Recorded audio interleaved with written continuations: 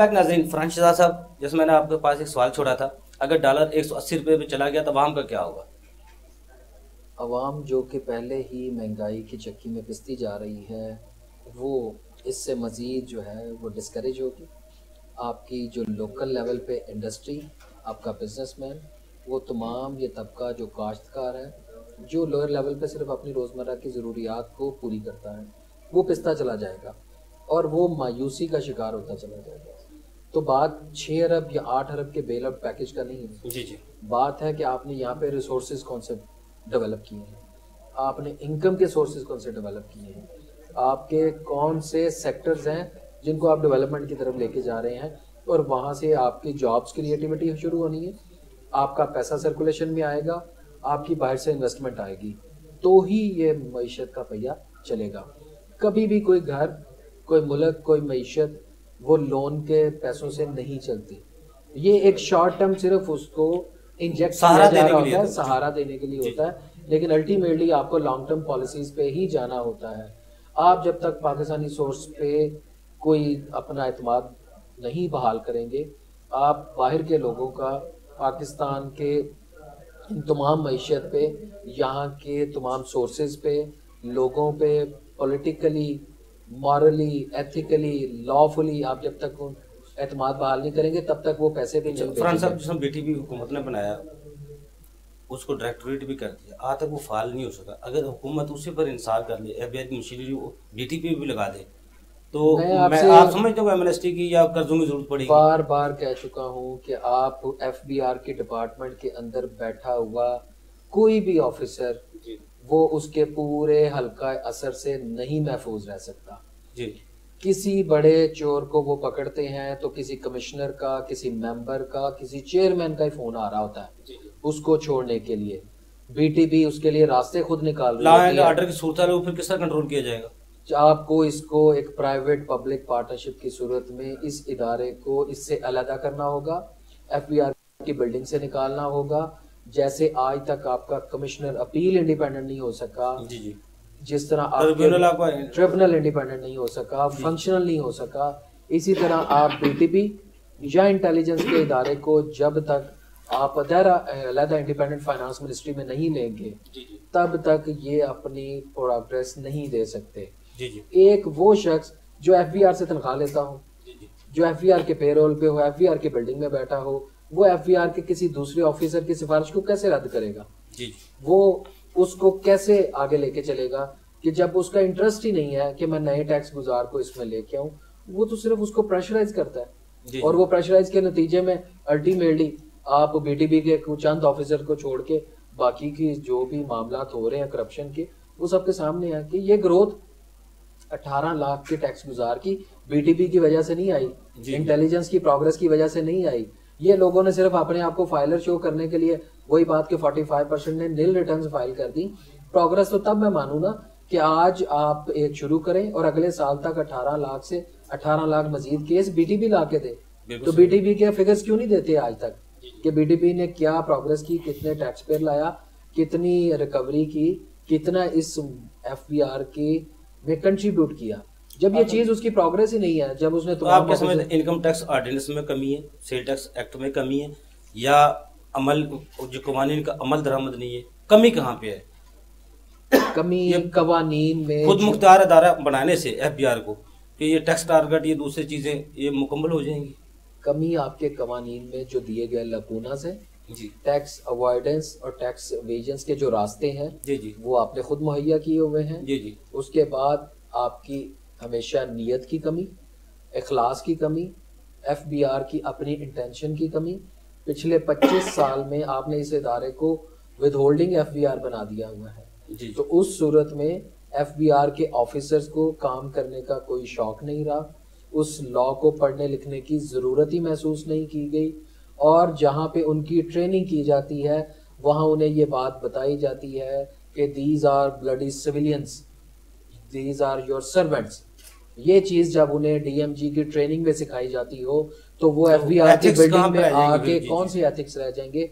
जो ऑफिसर आपको टैक्स जो कि देने आ रहा है उसको दफ्तर के बाहर बिठाई रखे, जो उसको इंतजार के लिए 2-2 घंटे ऑफिस में ना आने दे, उसको डबल तनख्वाह दे, उस ऑफिसर को उसी पैसे से वो तनख्वाह दे रहा है। और टैक्स पेयर को आप कभी भी किस नजरिए से देखें कि वो मुल्क में कंट्रीब्यूट कर रहा है, वो आपकी तरक्की, फिर फ्रांस साहब मुल्क की तरक्की का राज क्या है? हमेशा और जो जवाल पजीर तरक्की पजीर ममालिक, इनके जवाल के पजीरी का पूरी दुनिया में तरक्की का सिर्फ एक ही राज है, डू रिस्पेक्ट गेट रिस्पेक्ट। आप टैक्स गुजार को, बिजनेसमैन को, पुलिस को, वापडा को, लाइनमैन को, ऑफिसर को, एम्प्लॉय को जब तक इक्वल राइट्स नहीं देंगे, इक्वल रिस्पेक्ट नहीं देंगे, आप टैक्स गुजार को चोर समझना छोड़ दें, टैक्स प्रोफेशनल के साथ लेके चलें और अपनी पॉलिसीज में बेहतरी इस एस्पेक्ट में लाएं कि आपने इस मुल्क के लिए कुछ करना है, ना कि आपने अपने रिसोर्सेज में ही इजाफा करना है। आज तक पिछले 25 साल में आप मुझे एफबीआर के किसी ऑफिसर्स के खिलाफ कोई प्रोसीडिंग सामने ला दें, क्या वो एफटीओ ने की हो, एफबीआर के डिपार्टमेंट ने खुद की हो, क्या वहां पे सारे दूध के धुले बैठे हुए हैं? कोई ऑडिट नहीं होता, आप पूछें वो ऑडिट कौन करता है? एफबीआर के इंटरनल अपर लेवल वाले जो ऑडिटर्स हैं, जो यहाँ से ही ऊपर प्रमोट होके गए हुए हैं। जब आपका कमिश्नर ही आपके एडिशनल को, आपके कमिश्नर्स को और आपका मेंबर ही आपके कमिश्नर से काम करवा रहा हो, तो उस ऑडिट की क्या वैल्यू रह जाएगी? ऑडिट हमेशा होता है थर्ड पार्टी, जी हमेशा होता है कि आप किसी प्राइवेट फर्म को हायर करें तो पता चले कि आपके ऑडिट में क्या खामियां हैं, क्या खराबियां हैं। जब आपका ऑडिट, आप मेरा ऑडिट कर रहे हैं, मैं आपका ऑडिट कर रहा हूँ, तो दोनों भाई एक ही बैठे हुए हैं, तो क्या निकलेगा उसमें? फ्रांसिस शहजाद साहब, वज़ीर-ए-आज़म पाकिस्तान इमरान खान साहब हुकूमत से पहले भी, हुकूमत में आने के बाद भी एक नारा लगाते रहे हैं, अपनी माशत को हम डॉक्यूमेंटेड करेंगे।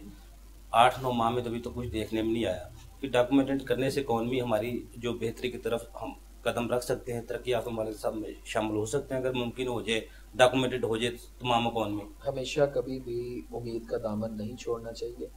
इमरान खान साहब के विजन पे, उनकी सोच पे हमें इख्तलाफ नहीं है, उनसे हम डिसएग्री नहीं करते, लेकिन उनकी कैपेसिटी नहीं है, वो इस कैपेबल में नहीं है कि वो इस पूरे मुल्क की मईशत को चला सकें, या उनके पास ऐसी टीम नहीं है जो इस मुल्क के बिगड़े हुए इसके बिगाड़ को संवार सके।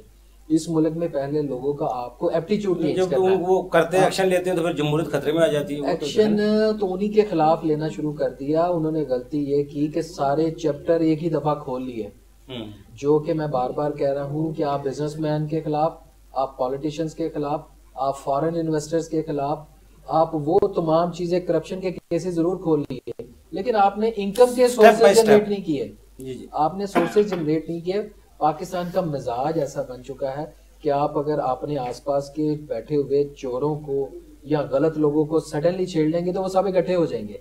यहाँ पे भी यही सूरत हाल है। आज आपको उनके खिलाफ पार्टीज इकट्ठी नजर आएंगी एक पेज पे, क्योंकि उनके मफाद आते हैं। इनको ये बात पॉलिटिकली कुछ चीजों को समझने की जरूरत है। इनका क्योंकि पॉलिटिकली उस्ताद कोई नहीं है, पॉलिटिशियन नहीं है, एक अच्छा हॉस्पिटल जरूर चला सकते हैं, एक अच्छी टीम उन्होंने जरूर चला ली, एक अच्छे ऑर्गेनाइजर जरूर हो सकते हैं, but as a prime minister अभी तक वो और उनकी टीम ने कौम को मायूस किया है। वो तो नहीं है जो जिस तरह आप शुरू में कह रहे थे, जब कुर्सी मिल जाती है तो कुर्सी का नशा ही ऐसा होता है, फिर वही कहता है मैं ही सही हूँ, सब कुछ मेरा ही है, मैं बेहतर फैसले कर सकता हूँ। ये नशा तो नहीं आ जाता कुर्सी जब कुर्सी मिल जाती है? नशे के अलावा उनके पास टाइम ही नहीं है कि अवाम के मसाइल उन तक पहुंचे।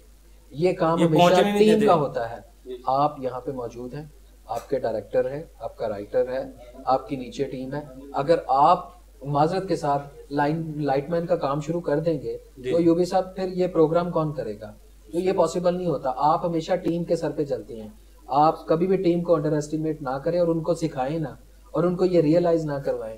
अब आपका चीफ कमिश्नर इस कैपेसिटी में ना हो, उस चीफ मिनिस्टर की टीम इस कैपेसिटी में ना हो, तो आप ये कहें कि ये करेगा करेगा करेगा, तो जब तक करेगा उस वक्त तक सरकार पूरी का बेड़ा गर्क कर चुका होगा।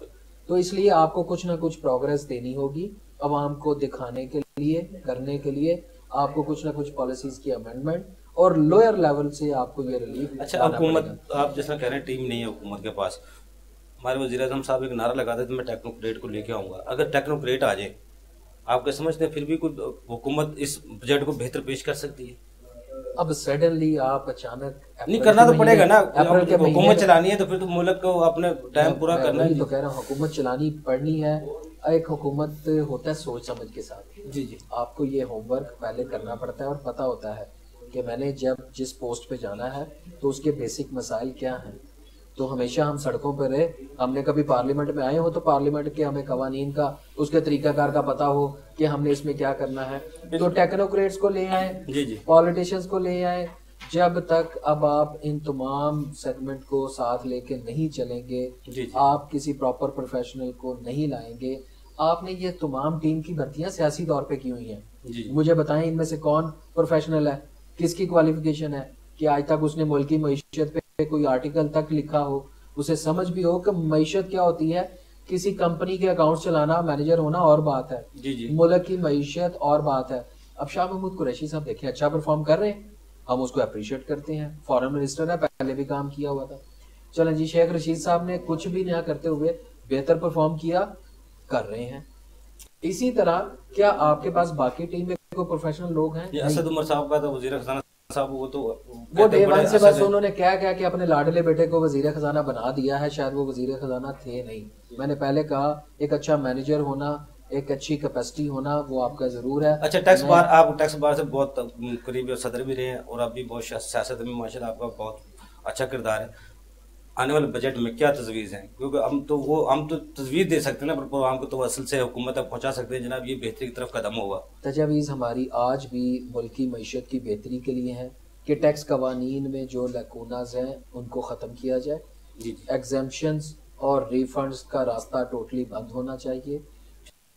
आपके लिए और मेरे लिए कानून एक होना चाहिए। दो कवानीन का ये कभी भी मुल्क नहीं मुतहम्मिल हो सकता। बिजनेसमैन को सेक्टर वाइज स्टडी करें और उनकी स्टडी एक्सपर्टीज उनके सेक्टर से लें। आपके कितने सेक्टर रह गए हैं? अब तो रह ही थोड़े से गए हैं। फिर अपने मुल्क को एनर्जी बेस्ड सेक्टर पे लेके जाएं ताकि वो अपना काम करते हुए ये तमाम शॉर्टफॉल्स को खुद मीट वीट करें। आप रोजाना उसे इलेक्ट्रिसिटी, गैस और यूटिलिटी के क्राइसिस में रखते हैं, सारा दिन रजिस्ट्रेशन के ही वो इश्यूज भुगतता रहता है। आप इसको वन विंडो रजिस्ट्रेशन करें ऑनलाइन। आज भी आपके मुल्क में SCCP एक ऐसा कंपनी रजिस्ट्रेशन इदारा मौजूद है जो करप्शन फ्री है। तो इस तरह के और क्यों नहीं हो सकते? आप ऑनलाइन सिस्टम में डालें, हर एक बंदा रजिस्टर्ड और अपना काम करे। टेक्नोलॉजी से फायदा उठाना चाहिए। आप FVR से इस अवाम को, इस बिजनेसमैन को जितना दूर रखेंगे, बिलीव करें टैक्स की रेशियो, आपके टारगेट्स आपके घरों में आके लोग देने को तैयार हैं। लेकिन इसकी FBR की ज्यादतियों, ऑडिट, विदहोल्डिंग, पेनल्टीज, सजा और अब तो छापे और उसके बाद गिरफ्तारियों पे बात जा चुकी है। इन तमाम सूरत हाल में आप बिजनेसमैन का एतमाद गेन नहीं कर सकते। ये बातें प्राइम मिनिस्टर तक या फाइनेंस मिनिस्टर तक तो पता नहीं। लिटिगेशन के बगैर, मुशर्रफ साहब के दौर में लिटिगेशन के बगैर भी टारगेट पूरा होता रहा है। टारगेट पूरा होने के साथ साथ पॉलिसीज को हमेशा आपने मद्देनजर रखना है कि यही लोग आपके टारगेट पूरा कर रहे हैं जिनको आप मार रहे हैं। बिल्कुल सही बात। इन पे मुकदम सब टाइम कम है। 1 मिनट की तजवीज देनी है आपने आखिरी प्रोग्राम में, बजट आने वाला है, क्या तजवीज आपकी तरफ से? देखें अयूब साहब, मैं तो कहता हूँ कि एमनेस्टी की बजाय ना they should focus on other ways to earn generate income, revenue generate करनी। फॉर एग्जांपल आपके ये प्राइस बॉन्ड्स हैं, इसको आप इंटरनेशनल करो। आप इनको इस पे जो प्राइस बॉन्ड है इनको इंटरनेशनल करो, सो दैट फॉरेन आपके जो रादर देन ये डैम फंड के लिए इधर उधर जाके पैसे मांगने से आप एक कोई स्कीम दो, कोई उनको इंसेंटिव दो, कोई गिफ्ट दो। जी जी, 5 करोड़ का निकलता है, 7 करोड़ तो उसमें they will start investing in it. एक जो उनका कॉन्फिडेंस होगा इस पे कि यार ये गवर्नमेंट में सेफ है, तो they start investing in it rather than आपको बाहर के एसेट्स में जाके इन्वेस्ट करना, दुबई में फ्लैट लेना। तो इट इट बेटर आपको ऐसी चीज निकालो जिसपे अवाम को कॉन्फिडेंस हो और आप उसमें इन्वेस्ट करो, रादर देन आप ये डिफरेंट स्कीम्स वगैरह निकाल के उसमें से आप पैसे निकालें। जो बात में जो समझा वो ये है, आप चाहते हैं जिसना प्राइस बॉन्ड के इनामी स्कीम निकलता है, 15 दिन बाद एक प्राइस बॉन्ड निकलता है, 7 करोड़ का निकल गया या 7 लाख का निकल गया, उसको आप इंटरनेशनल डॉलर पे, जो लोग बाहर तरक्की याफ्ता ममालिक वो शर्त लगाने पे बड़ा बिलीव करते हैं, वो 50,000 का डॉलर का एक बॉन्ड आपसे खरीदेंगे, उनको पता हमारा निकलना ही निकलना है, आज नहीं तो कल पैसा भी उनका सेफ हो जाएगा, हुकूमत के पास इनकम भी आ जाएगी, एक कागज देने के बजाय 50,000 डॉलर भी आ जाएंगे। जब इनाम निकलेगा तो उस पर टैक्स रेशो रख ले, ये कहना चाहते हैं। कदम साहब आपका बहुत शुक्रिया, फ्रांसिस साहब आपको बहुत शुक्रिया, आपने हमें टाइम दिया। नाज़रीन, हमारे आज मुकर्रिर थे, उनकी बहुत ही अच्छी गुफ्तगू थी और सजेशन बहुत अच्छी थी। और आपने सुनी होगी। अगले प्रोग्राम तक के लिए अफजल अयूबी को इजाज़त दीजिए। अल्लाह हाफ़िज़।